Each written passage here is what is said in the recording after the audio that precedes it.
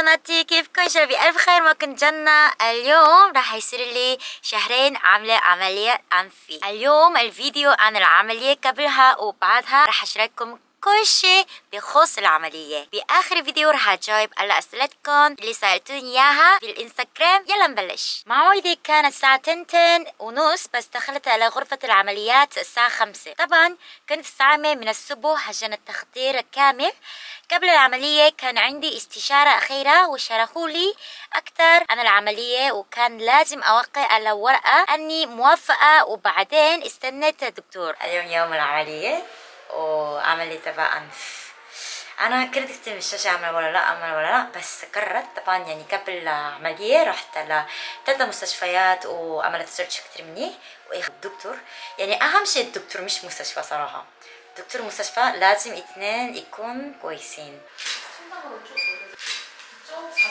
صراحة أصعب يوم بالعملية كان يوم العملية. العملية أخذت 4 ساعات تقريبا، وبعد العملية بساعات ما قدرت آكل أو أشرب، فكنت يوم كامل بدون أكل أو شرب تقريبا 24 ساعة. من أكثر الأيام اللي تنفخ وجهي فيها، وكنت أحط ثلج طول اليوم، ولما كنت بدي أشرب شيء كنت أستخدم مصاصة وأكل بس زي شوربة، لأنه أنفي كان مسكر من جوا بالقطن، كان لازم أتنفس من فمي. ويوم ثالث رحت للمستشفى عشان يشيلوا لي القطن من أنفي، وحسيت ريفرش مرة بعد ما يشيلوا القطن من أنفي، بس لسه ما كنت قادرة أتنفس من أنفي، وصار معي الرعاف ينزل دم لمدة كم يوم. كنت أظل أمسح أنفي. اليوم السابع أخيرا فكيت جبس لأول مرة شفت أنفي بعد العملية، وهذا اليوم كان عندي جلسة للليزر لتخفيف التنفخ بوجهي. نفخ مرة لسه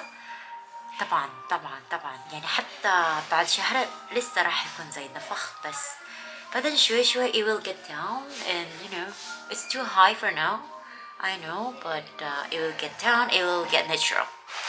صراحة أنا مبسوطة بالنتيجة صراحة.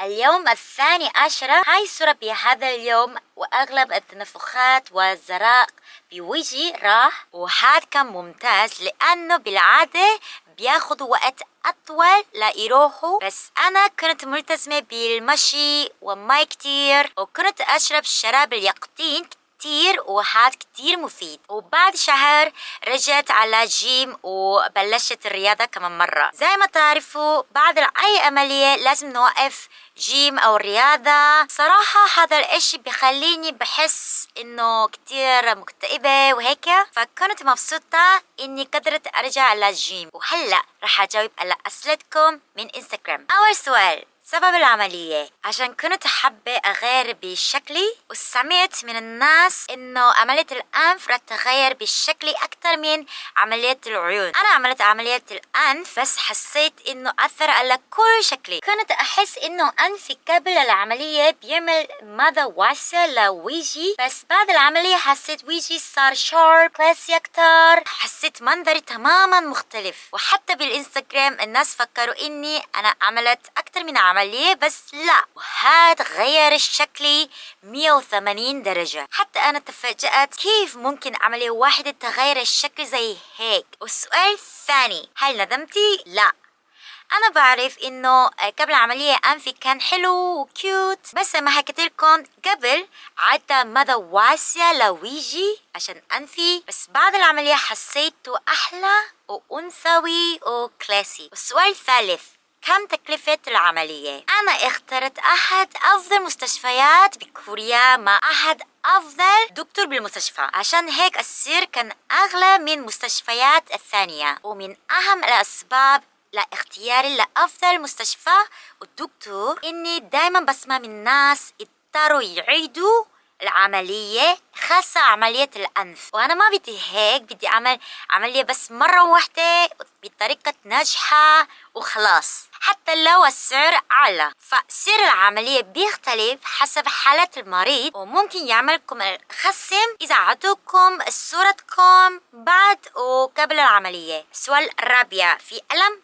أكيد في، بس عن جد لمدة يوم واحد بعد يوم العملية. بس هم عطوني مسكنات وكان الألم محتمل جدا، والشعور بضيق شوي عشان ما كنت قادرة أتنفس من أنفي لمدة كم يوم، بس مش ألم. السؤال الخامس، كم يوم بدل الوجه متنفخ؟ في يوم ثاني والثالث كان في كتير تنفخات في وجهي، بس بعد أسبوعين تقريبا أغلب تنفخات والزراء بالوجه. يا جماعة الكوريين بدهم أنف أكبر والعرب بدهم أنف أصغر، فعمليتي كتير مختلفة بأول عنكم. عمليتي حطوا لي السيليكون وأخذوا جزء من عظم ضلوع الصدر وحطوه بأنفي هنا، وكمان قصوا لي من العظم على الجوانب لحتى يكون شكل أنفي حاد أكتر. كل واحد عنده طريقة خاصة بالجراحة، عشان هيك الاستشارة المهنية مهمة كتير. أنا بقدر أساعدكم حتى تحصل على أفضل استشارة، لأني أنا بشتغل مع وكالة متخصصة بالجراحة التجميلية بكوريا. أنا بنصحكم أنتوا تحددوا موعد مع الطبيب قبل ما تيجي على كوريا. نصيحتي على الجراحة التجميلية بكوريا، لازم تختاروا الطبيب مناسب للعناية إلكم، وما تركز بس على اسم المستشفى معروف. يعني بالعادة هاي المستشفى مثلا كتير مشهور عند العرب عند الأجانب، بس الكوري ما إحنا نروح هنيك مثلا. ان شاء الله هذا الفيديو يكون فاتكم، وراح احط رقم الواتساب بيزنس لحتى مساعدتي ترد على استفساراتكم. اذا كان عندكم اي استفسار بخصوص عمليات التجميل ما تتردوا. مع السلامة.